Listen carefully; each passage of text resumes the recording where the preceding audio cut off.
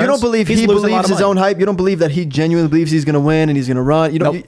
You think it's campaign money and it's whatever. I think he's winding things down. My personal opinion, and maybe I'm wrong, maybe I'm completely wrong, is you do not, as an America First Trump candidate, endorse Kevin McCarthy. You don't do it. Marjorie Taylor Greene is getting roasted on her social media for repeatedly endorsing McCarthy. Every comment, you pull up her Instagram, every single comment is like, Marjorie, don't do this. Why are you doing this? For Donald Trump himself to be like, the guy who called me a Putin puppet and claimed I'm responsible for January 6th, yeah, I'm going to endorse him. Everybody's just like, what? That's just like ending your political career right there. And it's a problem with the House as it's set up. Like Marjorie, in my opinion, if her constituents are telling her to vote a certain way, she should vote that way. The problem with social media is that it could be Chinese bots telling her to vote a certain way, so she doesn't know who her constituents are, which is why I look towards smart contracts. So like we could represent ourselves instead of Marjorie making the decision. So are you for smart contract voting? I would love to do stuff voting? like that. Yeah, I want it like as like a third part in addition to what we have. I want it on the blockchain or like on 7 blockchains. So it has to be close. I agree. And we could do like a smart contract. So instead of like we have 440 representatives in the House of Representatives, we'd have like one representative, Marjorie Taylor Greene, has 700,000 constituents. Right. Why don't all 700,000 people put on a blockchain, yay or nay? Who do they want to support? And then the winner of that sector will go to that person. It would be so easy, man. I don't know how many people know about this. I'm not going to tangent off, but KYC, you know your customer. So each representative, we KYC, we know who's who. It's impossible. Even if there's bots and other things, we know which address comes from which vote. Right. We saw it in real time, and now we know what's real and what's not. And it's probably a lot harder when there's 80 million people, 100 million people. When we start talking in the hundreds of, as far as citizens voting for a president, it's a different story. But as far as for things like this, we 100% could start that. And I know I've seen, especially with my fans, I've seen both sides of it, where my more Republican fans are like, you're welcoming the New World Order with central digital, with they're scared of everything. Anything that's progressive, they're scared of. And then my more left fans are like welcoming it, like it's delicious. You know what I mean? I gotta read this Chip Roy quote. Will Staken says, Chip Roy returning to meeting with McCarthy and others, quote, I am open to whatever will give me the power to defend my constituents against this godforsaken city. What? Who said that? Chip Roy. It's amazing. Chip Roy's great.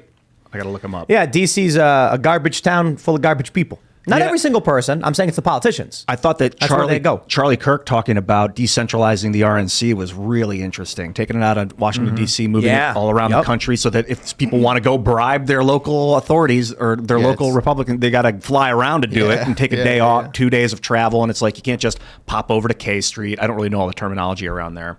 K Street's like a political street where everybody hangs out. Lobbyists.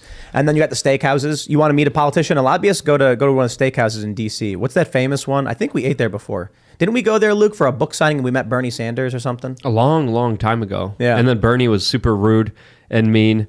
Oh, he was? He notoriously is. This is why Tulsi decided to endorse Biden because... Get out of my way, Luke. I want steak.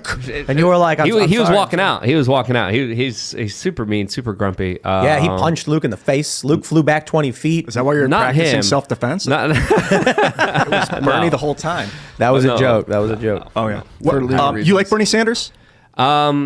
He sold out. He kissed the ring of power. He has a brown nose from being up Hillary Clinton's what.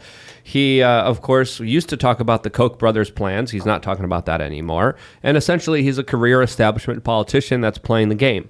And the more the politicians play the game, the more, obviously, a lot of people lose respect for them, and rightfully so. If you supposedly stand for one issue and are saying that you're going to help people with this specific issue, and then you backtrack on all of that because you want to make a deal for something else that's going to benefit you, sorry, you're a scumbag, you're a liar, you're someone that's two-faced, and that's how politics is played, and that's what a lot of politicians do, and this is why I'm skeptical of all politicians.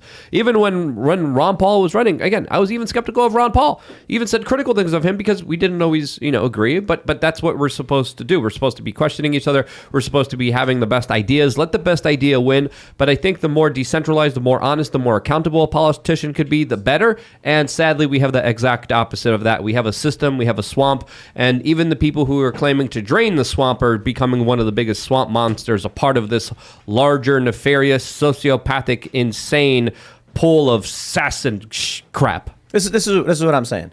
If I was in Congress, I see a super chat where someone's like, Roberto Jr. would be a better speaker. I would legit nominate my rooster. Yeah. Like, here's the point.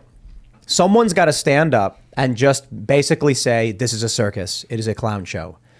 At first, they were just like, we're not going to vote for McCarthy. We'll vote for anybody else. And the first vote, they kind of vote randomly. Then Gates nominates Jim Jordan. Everybody votes Jim. All the defectors vote for Jim Jordan. Today, it was Byron Donalds. I'd go up there and be like, dude, all I'm saying is I got this handsome ass rooster named Roberto Jr. And he will do nothing wrong. He won't take your money.